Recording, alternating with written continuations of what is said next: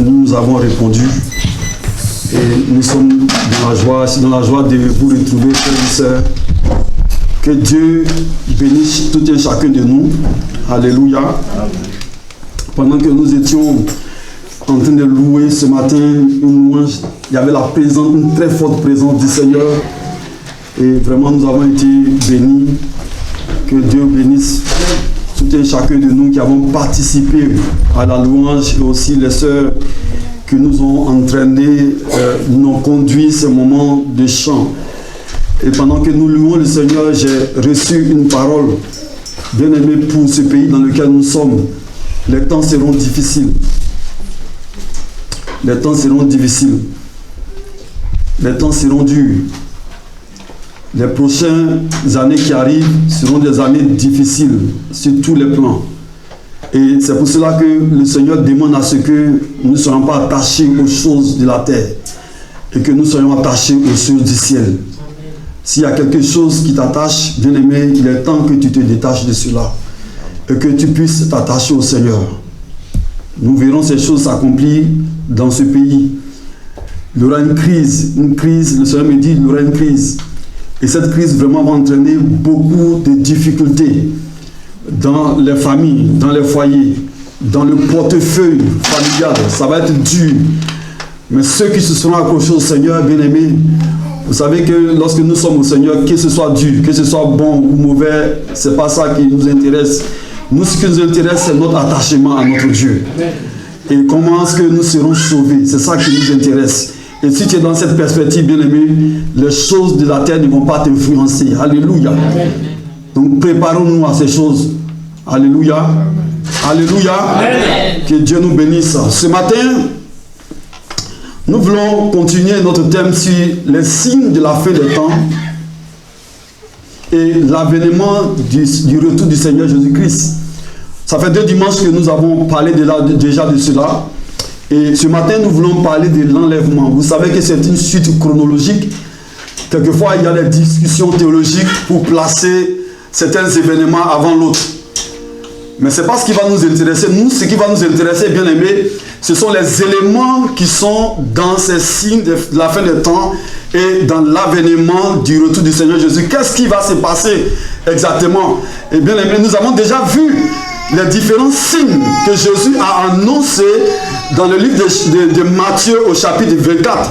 Lorsque les disciples se sont approchés de lui, qui lui ont fait la remarque de la beauté du temple. Et Jésus a dit, ce temple que vous voyez là sera détruit. Et ce temple a été effectivement détruit. Et il a dit que votre cœur ne soit pas attaché à ces choses. Que votre cœur ne soit pas attaché aux beautés des choses, à la beauté des choses. Que votre cœur ne soit pas attaché aux vanités. Tout ce que nous mange la terre n'est que vanité des vanités.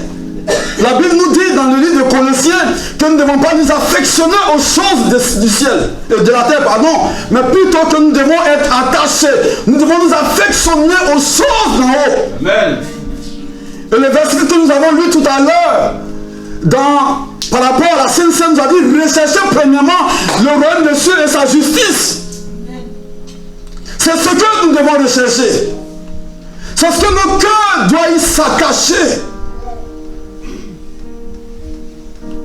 Et les disciples ont demandé au Seigneur, mais quand ton avènement arrivera-t-il? Et la première des choses qu'il a dit, il a dit ceci. On aurait pu dire, Jésus avait dit, mais oui, il y a un prince qui va venir de façon glorieuse sur la terre, qui va faire ci, qui va faire ça. Mais il n'a pas commencé par cela. Il a dit que personne ne vous séduise. Voici le premier signe qu'il a donné à l'église. Le premier signe qu'il a donné à l'apôtre. Aux apôtres.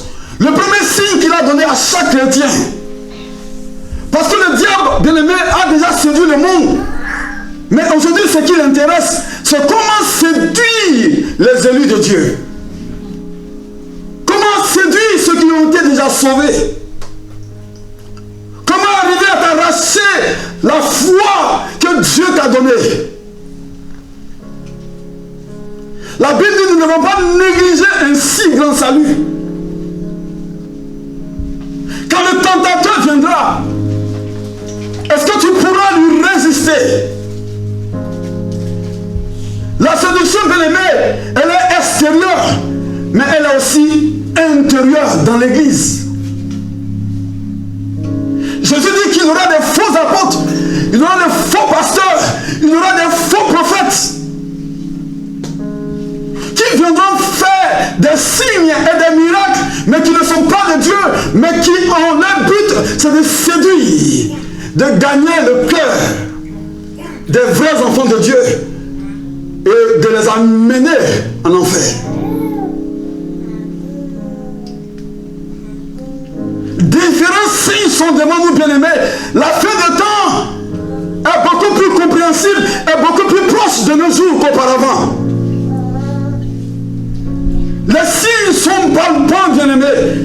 Les signes sont là devant nous. Jésus a parlé que plusieurs viendront en son nom. Est-ce que nous ne voyons pas déjà? Il y a certaines personnes qui se proclament être Jésus. Dans mon pays, il y a quelqu'un qui se dit que c'est lui Jésus. Je connais déjà 2 personnes comme ça. Jésus a déjà dit cela avant que ça n'arrive. Plusieurs viendront et diront qu'ils sont le Christ. Il y a un seul Jésus, il y a un seul Christ, il y a un seul Dieu, il y a un seul Jésus. C'est le Sauveur. Il n'y a qu'un seul qui a dit je suis le chemin, la vérité et la vie. Il n'y a qu'un seul qui a dit je suis la vie, je suis la résurrection. Quiconque vit en moi ne mourra pas, vivra.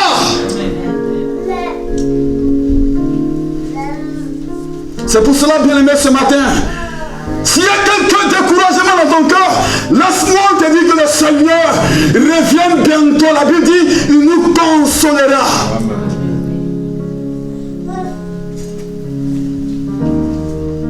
Ta joie n'est pas dans les choses de la terre, ta joie est en Jésus. Jésus nous a annoncé avant que cela n'arrive, son avènement arrive, il y aura des bruits de guerre, il y aura des guerres. Déjà les 2 guerres mondiales ont fait plus de 19 millions de morts. 19 millions de morts. Mais Jésus l'avait déjà annoncé plus de 2000 ans avant. La Bible dit l'homme meurt une seule fois, après quoi vient le jugement. Et ces 19 millions de morts sont déjà jugés. La chose c'est que tu dois prendre ta décision maintenant de suivre Dieu quoi qu'il arrive. Une épreuve ne doit pas t'enlever entre les mains du Seigneur. Un problème ne doit pas t'enlever entre les mains du Seigneur. Au contraire, le problème doit t'amener encore à croire en Dieu. À t'attacher en Dieu. Il y aura des famines. Il y aura des tremblements de terre, les tsunamis, nous en connaissons, bien aimés. Ce pays même n'est pas épargné. Des vents violents, toutes ces choses sont d'actualité. Le retour de Jésus est imminent. Déjà, il y a un mois de cela, il y a une soeur qui m'a appelé et me dit, j'ai vu l'enlèvement. J'ai vu les chrétiens partir. Mais elle m'a dit qu'elle est restée avec son mari. Et elle est allée dans la maison où ils habitaient, mais la maison ne leur appartenait plus. Et c'est comme si les gens étaient en train de les poursuivre, les chercher. Dans le même temps, dans la même semaine, il y a une fille de 11 ans qui a vu aussi l'enlèvement. 11 ans, Dieu s'est révélé à une fille de 11 ans. Elle a dit, je ne suis pas parti parce que j'avais oublié mon portable que je partais chercher.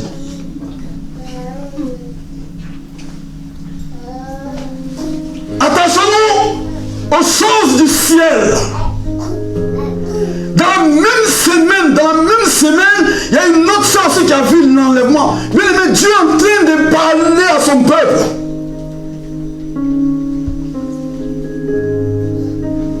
Tu cherches l'argent, c'est bien. Mais est-ce que tu cherches Dieu plus que l'argent?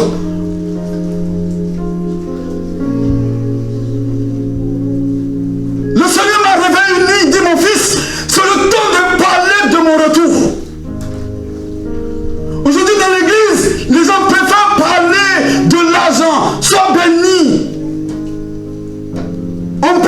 moralité. Les thèmes comme... Je ne suis pas comme cela. Comment faire pour se marier?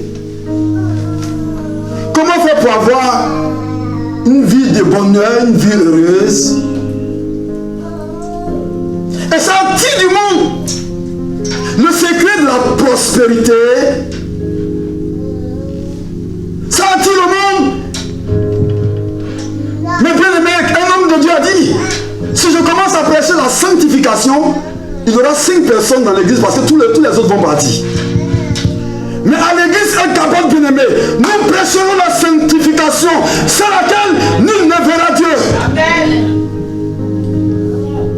S'il me faut 5 personnes, mais je veux que les 5 personnes soient sauvées. Amen. Telle est ma mission. Amen. Telle est ma mission du Seigneur. C'est que l'église, sur laquelle il m'a donné la responsabilité, qu'aucun de vous ne reste. Parce que nous les enseignants, la Bible dit nous serons jugés sévèrement. Je prêcherai la vérité. Cette vérité qui dérange. Je la dirai de façon directe et crue. Pourvu que tu sois choqué, mais que tu puisses être sauvé.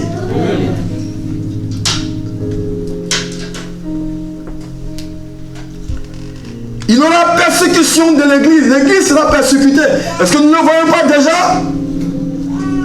Les signes, il y aura des faux prophètes. La Bible dit l'évangile sera prêché dans tout le monde entier. Et après quoi sera la fin? Bien aimé, aujourd'hui avec les réseaux sociaux, l'évangile est prêché. Rares sont ceux qui vont dire qu'ils n'ont pas encore entendu parler de Jésus. Il y en a quand même. Mais ceux qui font quand même attention, ils ont déjà au moins entendu parler du Seigneur. Cela, ce sont les signes annonciateurs de sa venue. L'enlèvement aura bel et bien lieu.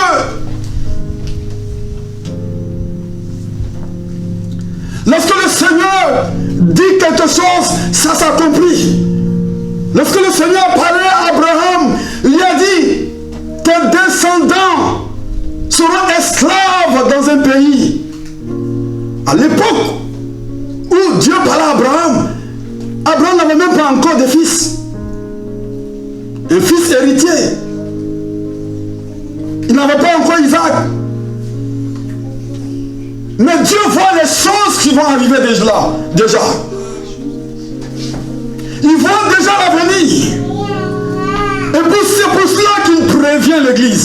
C'est pour cela qu'il prévient chacun de nous.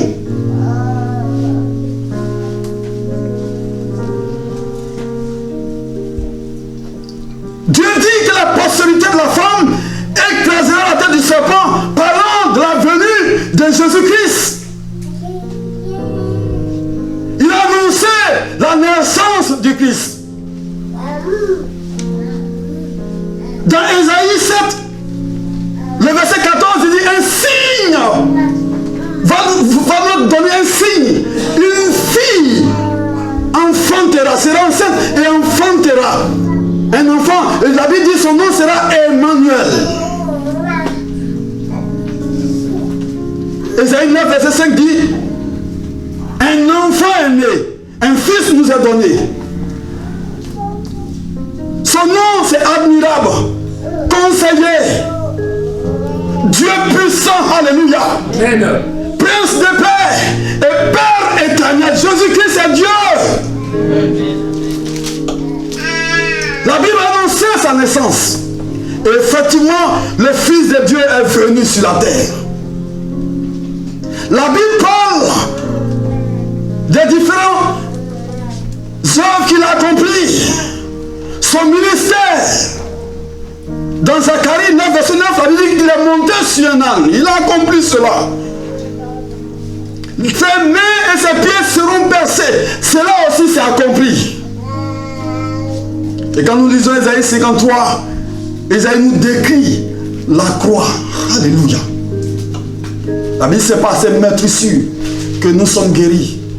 Le châtiment qui donne la paix est tombé sur lui. Lui, juste, a été seront sauvés. Alléluia. Amen.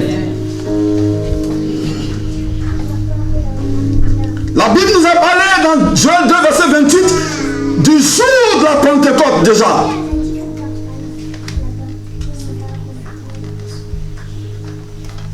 Alléluia. Et le Saint-Esprit est descendu des milliers d'années plus tard. La Bible est la vérité. Amen. Le Seigneur a prévenu de ce que Israël sortira de là où Dieu l'a mis. Rejeté par Dieu à cause du péché. Il va disperser sur la surface de la terre. Mais le Seigneur a dit, pendant ce temps-là, que Israël va revenir. Alléluia. Et nous voyons bien que cet événement s'est accompli. Je suis en train de dire tout cela parce que, pour vous dire que ce que Dieu a dit, ça va arriver. Amen. Que les hommes veulent ou qu'ils ne veulent pas, que le diable veuille ou qu'ils ne veulent pas, le Seigneur reviendra. L'enlèvement aura lieu. Et bien aimé, les événements plus proches de nous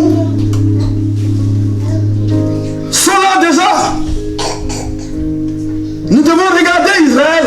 Les événements déjà en Israël doivent nous parler. La Bible dit que Dieu dit, je ferai d'Israël une pierre pesante pour le monde entier.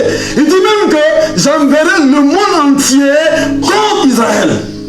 Et ça a déjà commencé. Le président Trump vient dire clairement qu'Israël est la capitale du monde. Waouh! De Jérusalem. Jérusalem est la capitale d'Israël. Et là déjà, tout le monde, il y a beaucoup qui ne sont pas contents. Beaucoup de pays déjà commencent à se dresser. Déjà, j'étais déjà dressé, mais cela va encore réanimer la haine envers Israël. Ça doit nous parler de la signe de fin de temps déjà, que Jésus va revenir. Nous devons être interpellés pour cela. Amen. Sans parler de la puce électronique. Déjà, nos cartes bancaires sont faites de puces. Déjà, il y a des gens qui ont été qui portent déjà la puce électronique. La Bible dit sans cela, ils ne pourront pas acheter, parce que moi je ne suis pas dedans, ils ne pourront pas vendre. Alléluia. Ça ne nous concerne pas, bien aimé. Ça va concerner ceux qui ne vont pas connaître l'enlèvement. Alléluia. Est-ce que tu es prêt? Est-ce que tu es prêt? Tu seras prêt ce jour-là? Est-ce que tu seras prêt pour l'enlèvement, bien aimé? Est-ce que tu seras prêt pour l'enlèvement, bien-aimé? Amen. Il n'y a pas beaucoup d'amen. Hein?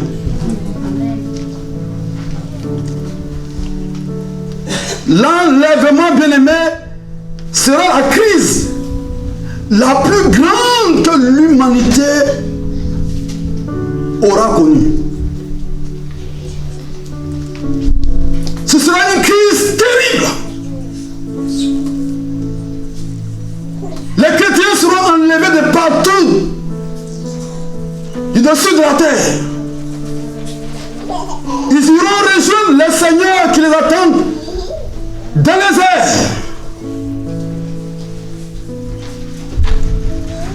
Alors qu'est-ce qui va se passer? Il y aura donc une famille, quelqu'un qui vient de se marier.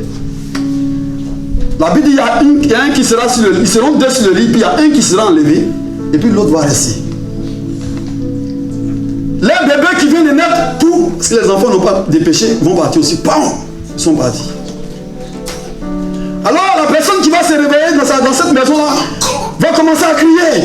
Mais où est mon mari? Mais où est mon enfant? Où sont mes enfants?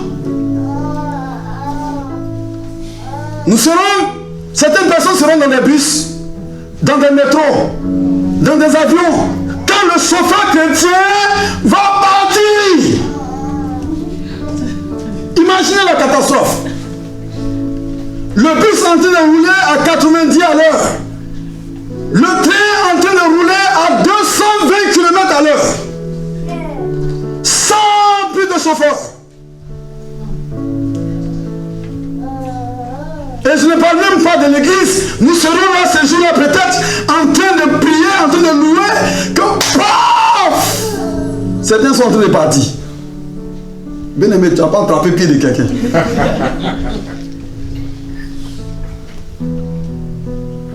Un jour terrible sur toute l'humanité entière.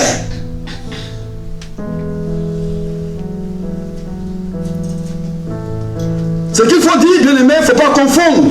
Dans la Bible, ce qu'on appelle le jour du Seigneur, c'est l'enlèvement. C'est pas pareil que le jour de l'Éternel, où Dieu viendra pour sauver, Jésus viendra pour sauver Israël. Quand il criera, il reconnaîtra que Jésus est Dieu, il viendra pour les sauver. C'est le jour de l'Éternel. Il ne faut pas le confondre aussi au jour du Christ, le tribunal de Christ, où le Seigneur viendra pour récompenser ceux qui sont déjà sauvés en fonction de ce qu'ils auront fait pour Dieu. Alléluia. Ah, moi j'attends ce jour-là. J'attends ce jour où il te remettra la couronne de justice, la couronne d'incorruptibilité,